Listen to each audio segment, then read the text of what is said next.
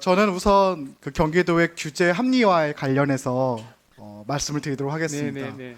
이 경기도에서는 이 경기도가 가지고 있는 어떤 규제의 문제점을 개선하고 또 장래에 이 경기도의 미래 발전 가능성, 그다음에 경쟁력을 키우기 위한 노력을 지속적으로 해주셨습니다. 특히나 올해는 TF도 구상해 주시고 네. 또 각 그 시군가의 간담회도 진행해 주시고 국토부에 여러 건의안도 올려주셨습니다. 네. 그러한 노력에 진심으로 감사를 드립니다.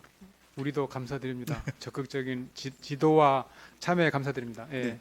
특히나 이번 그 건의는 그냥 그 의견을 받아서 전달하는 수준이 아니라 조사를 기반으로 하였습니다. 맞습니다. 이 조사를 보면은 이 자연보전 권역, 그러니까 다시 말해서 환경과 이 수자원을 보호하기 위해 만들어진 이 자연보전 권역 안에 경기도 전체 약 10%에 해당하는 공장들이 있고 그 공장들 중에 약 92%는 개별 입지, 다시 말해서 어떤 계획된 입지에 공장이 입지하는 것이 아니라 개별 입지한 것이 확인이 되었습니다. 그렇습니다. 네, 다시 말하면은 자연과 환경을 보존하고자 한 수정법상의 자연보전 권역이 오히려 공장으로 인한 폐수가 나갈 수 있는 확률이 있는 거죠. 또 이 배출 오염원 조사를 보니까 약 73.5%는 직접 방류를 하고 있었습니다. 네. 다시 말해서 완벽하게 정화시키지 않은 물이 나갈 수도 있는 확률이 증가한 겁니다. 이러한 조사를 기반으로 해서 누차 보건대 아마도 자연 보전 권역에서 이루어진 이 공장의 난개발이 오히려 자연을 파괴하고 오염시키는 그러한 저희가 이 법 규제를 가지고 있는 근본적인 목적과는 오히려 상반되는 결과가 나왔다라는 것을 근거할 수 있을 것 같습니다. 그렇습니다. 목적과 다른 효과가 일어난 거죠. 네. 그래서 저는 이러한 경기도의 조사, 이 분석이 중요하다고 생각하는데 장기적으로는 이것이 연구와 평가 그리고 시뮬레이션을 확장돼야 된다고 생각합니다. 가령 현재 저희한테 주어진 이 규제가 유지될 때와 그리고 경기도가 제시한 것처럼 적극적인 개선을 했을 때 규제에 대한 합리화를 했을 때의 변화 그리고 그 중간 어디쯤인가에 이 국토부가 가지고 있는 생각으로의 아주 경미하고 단계적 변화를 했을 때의 이 시뮬레이션을 가지고 있어야지만 우리가 10년 후, 20년의 후의 모습의 경기도의 모습을 가지고 협의를 할 수 있을 거라 생각하는데요. 실장님 생각은 어떠신지요? 저는 이번 우리 TF에서 이런 자료 분석을 해낸 걸 보고 대단히 존경스럽고 자랑스럽게 생각했습니다. 정책 목표와 다른 역효과가 나오는 것을 숫자로 입증해낸 거 아니겠습니까? 행정당국에서는 국토부죠. 국토부에서는 수도권 정비계획법은 선도되려 하지 않는 특성이 있는데 뚜렷한 증거가 나왔기 때문에 이제는 손을 대야겠다는 생각을 할 것 같습니다. 네. 다만 어떻게 될 것인가, 부작용이 나오지 않는 대안은 무엇일까를 고민할 것 같습니다. 더 연구를 통해서 그 대안을 찾아내고 그들과 함께 가는 길을 모색해야 할 것 같습니다. 네. 그래서 저희가 더 확실한 근거를 가지고 있을 수 있는 조사와 분석과 함께 예. 미래의 이 규제 합리화로 벌어질 또 만들어질 이 경기도의 미래상에 대한 시뮬레이션도 함께 연구해 주시길 부탁드리겠습니다. 네, 같이 해주시죠. 네. 예, 의원님도.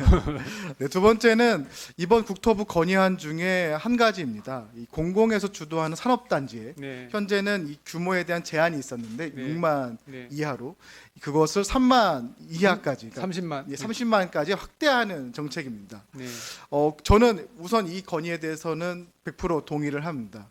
하지만 이 과정에서도 몇 가지 조금 더 경기도가 해결해야 할 부분이 있는데요. 광주시를 사례 좀 몇 가지 질문을 드리도록 하겠습니다. 광주시는 2016년도에 산업단지에 대한 유치 공고를 했습니다. 그리고 17년도에 경기도에서는 4개소를 산업단지를 지정 계획을 했는데 현재 광주시는 단 한 개의 산업단지도 추진되고 있지 않습니다. 또 두 번째로 2022년도에 특대고시, 그러니까 상수원 보호 구역 내에서의 농림지역, 생산관리지역, 그리고 보전관리지역에도 산업단지가 조정될 수 있게 법 체계를 바꿨음에도 불구하고 개정했음에도 불구하고 광주시는 역시 이 지역에서 단 하나의 산업단지도 진행되고 있지 않습니다. 세 번째는 경기도는 판교에서 테크노밸리라는 어떻게 보면은 첨단 산업단지로 굉장히 큰 성과를 냈습니다. 저는 이것이 경기도의 여러 지역으로 확장돼야 된다고 생각하는데 현재 경기도 계획상에는 이 자연보전 권역, 경기 동부에 대해서는 테크노밸리와 관련된 어떠한 계획도 없는 걸로 알고 있습니다. 경기도가 이러한 부분에서 좀 더 적극적으로 그 행동을 해야 된다고 생각하는데요. 실장님 생각은 어떠신지요? 어, 경기도에서는 지금 역세권을 중심으로 왜냐하면 경기 기회타운이라는 도시개발 브랜드를 론칭해서 그것을 확장시키는 방안을 모색하고 있습니다. 대부분 뭐 자연보전권역은 현재는 없는데 그러나 지금 논의가 시작되었습니다. 동부 SOC 대개발 구상을 하면서 시장 군수들도 기왕이면 역세권에 경기 기회타운을 만들어 달라는 이야기를 이천에서도 해오고 있고 지금 광주에서도 들려오는 것 같습니다. 그런 방안들을 적극적으로 모색하여서 거기에 직주락이 그리고 복지까지 우리 최승용 의원님 말씀하신 그런 복지까지 포함된 모범 도시 개발 모델을 개발을 통해서 해서 환경도 보존하고 삶의 질도 높이는 그런 노력을 해나가야 한다고 생각합니다.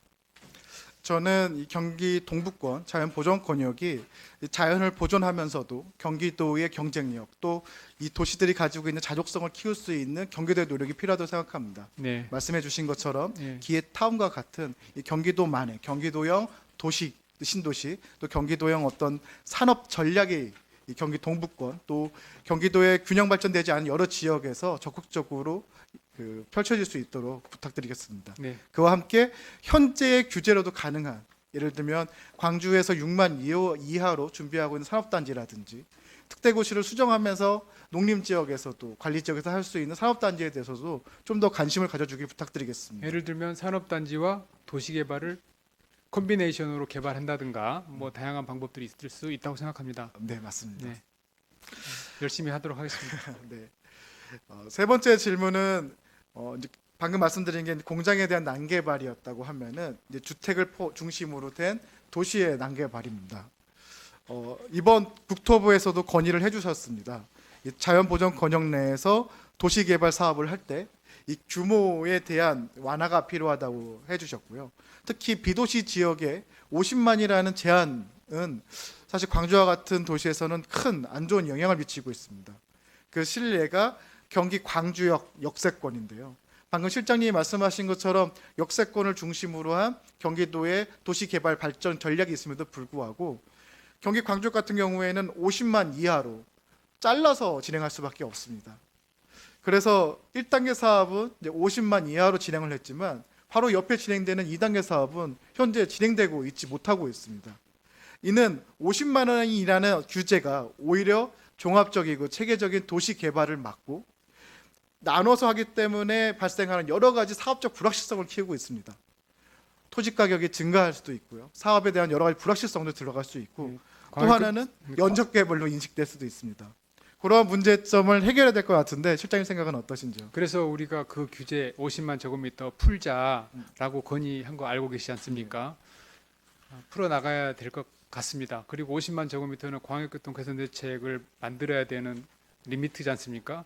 51만 제곱미터가 되면 광역교통 개선 대책도 마련하면서 더 지속 가능한 도시 개발이 될 수 있는데 그러한 문제점이 내재되어 있는 것 같습니다.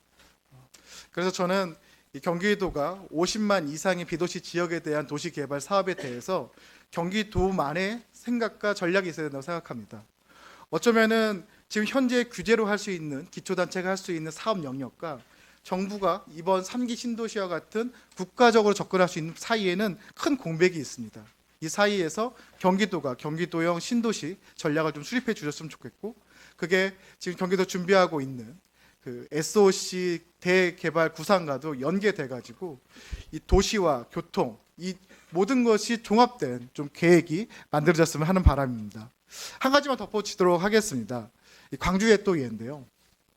삼동 역세권을 보면은 역세권 지금 도시개발 사업을 준비하고 있습니다. 근데 그럼에도 불구하고 현재는 거기가 공장으로 난개발되어 있습니다. 만약에 여기가 역세권 도시개발 사업과 함께 또 광주의 어디선가에 그 산업단지가 만들어진다면은 공장을 대체 이전도 하면서 그를 통해 가지고 환경에 대한 부분 또 그 산업에 대한 집적화도 할 수 있고 도시도 좀 체계적으로 개발할 수 있다고 생각합니다. 이것을 따로따로가 아니라 하나로 종합적인 생각으로 이끌어낼 수 있게 경기도에서 좋은 계획과 지침을 마련해 주시기 부탁드리겠습니다. 네, GH도 역할을 할 수도 있고 또 민간도 할 수 있고 그런 모델을 만들어 검토하도록 하겠습니다. 의원님도 함께 해주십시오. 네, 감사합니다. 이상입니다.